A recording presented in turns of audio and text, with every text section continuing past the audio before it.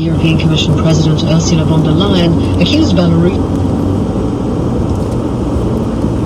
Two Democrats. She told the Jewish site The Forward left-wing kook operation earlier this month that Youngkin is not disassociating himself from Republicans in the state, using anti-Semitism and bigotry as a political strategy. No, he's not. The Forward noted that Youngkin had appeared on the radio show Sebastian Gorka, former Trump administration officials with ties to an anti-Semitic group in his native Hungary. Sebastian Gorka is not anti-Semitic, and he's never been anti-Semitic. Period.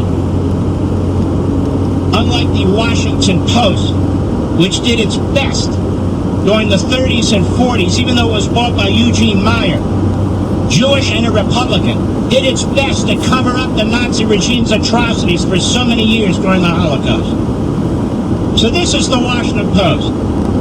Now, of course, I'm Jewish, and I want to tell you about George Soros, the victim. And I want to show you in Virginia and around the country how this game is played. Rachel Ehrenfeld wrote a piece in Arutz Sheva, the Israel National News, some time ago. Anti-Semitism should always be condemned, but it's somewhat ironic that a man who was Jewish by birth, yet proud for growing up in an anti-Semitic home, quote-unquote, and for joining a Hungarian Nazi collaborator, a friend of his father, as he identified Jewish property for confiscation, who often demeans Jews and gives millions to anti-Israel, pro-Palestinian BDS groups, claims to be a victim of anti-Semitism. That man is George Soros. In the run-up to the midterm election, she's talking about 2 years ago, the demonization of President Trump, Republicans, and anyone opposing the invasion of undocumented illegal aliens in the U.S., which Soros' open society foundations have been directly supporting, is reaching new heights in the pro-Soros progressive left media. Trump's opposition even claims Trump's anti-immigrant rhetoric may have contributed to an increase in preterm births among Latino women. So it's not surprising that Soros' son alleges Trump's anti-Semitic and anti-democratic rhetoric led to a bomb scare. It took no time for the Washington Post and Trump-hating Democrat politicians. They'll also blame the president, who supports Israel, and whose daughter is an observant Jew, and whose Jewish husband is his trusted advisor, for the tragic anti-Semitic attack that killed 11 American Jews praying at a synagogue in Pittsburgh. Jewish by birth, Soros has been known to shun his Jewish heritage for decades, bringing it up only when he felt he could exploit one way or another. And the more he seems to indulge in his alleged victimhood, the more he prompts anti-Semitism. Points out that last week, meaning a couple of years back, when Soros was the first of 14 recipients of all Democratic celebrities of package bombs sent by Caesar Saya. His son Alexander, who's also deputy chair of his Open Society Foundations, didn't miss the opportunity to allege his father was yet again a victim of Donald Trump's anti-Semitic, nationalist political demonization. This claim was immediately seized on by the anti-Trump media at home and abroad, like the compost. But Soros, who has invested untold amounts of money in promoting American Democrat presidential candidate, hoped he would advance his progressive radical neo-socialist agenda, beginning with Bill Clinton, who implemented some but all the billionaires' plans, has a long history of demeaning Jews and of giving millions to anti-Israel, pro-Palestinian organizations. None of this was in the Washington Post, was it? According to Soros, both Israel and the United States are, quote, victims turned perpetrators, unquote. Soros, much like the virulent anti-Semitic graphic daily propaganda in the Arab newspapers, is comparing Israel's self-defense against repeated attempts of annihilation by the Islamist Arab terrorists to Nazi atrocities. The successful defense against terrorists and invaders, especially preemptive actions by the U.S. and Israel, are never appropriate in George Soros' book.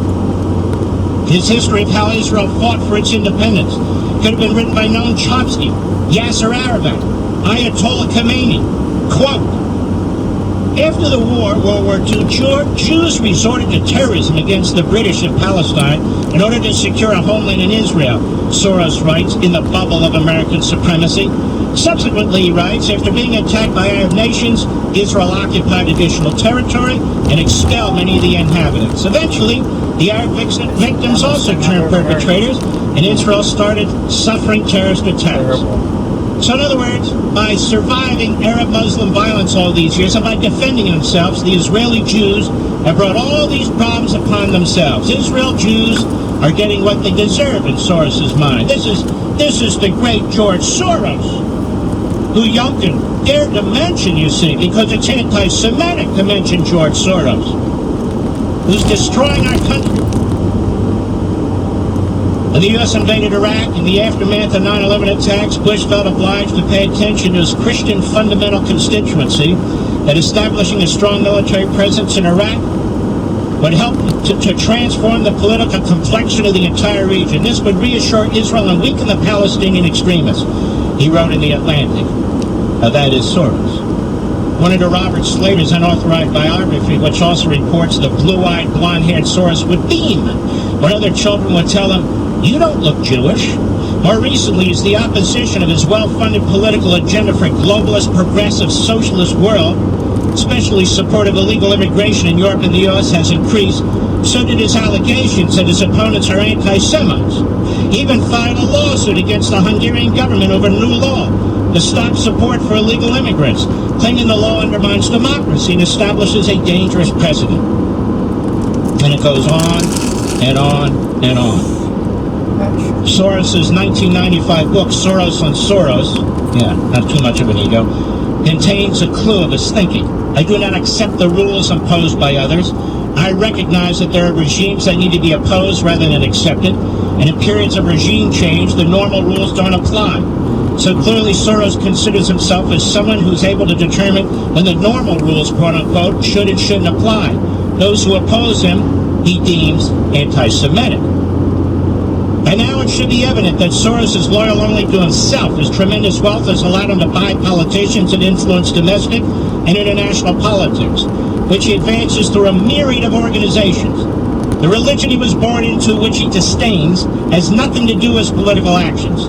He personifies his agenda and should be held responsible for his efforts to force his globalist, neo-socialist plan on the U.S., Israel, and a host of other countries.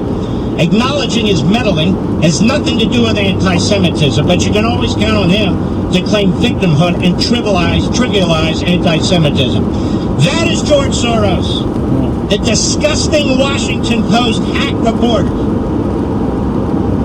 writing like American Marxists in the back pocket of George Soros, which that paper may damn well be. Soros, promoting prosecutors who don't prosecute from one end of the country to the other, promoting radicals throughout our politics. Don't you dare criticize him, Glenn Youngkin, because the Washington...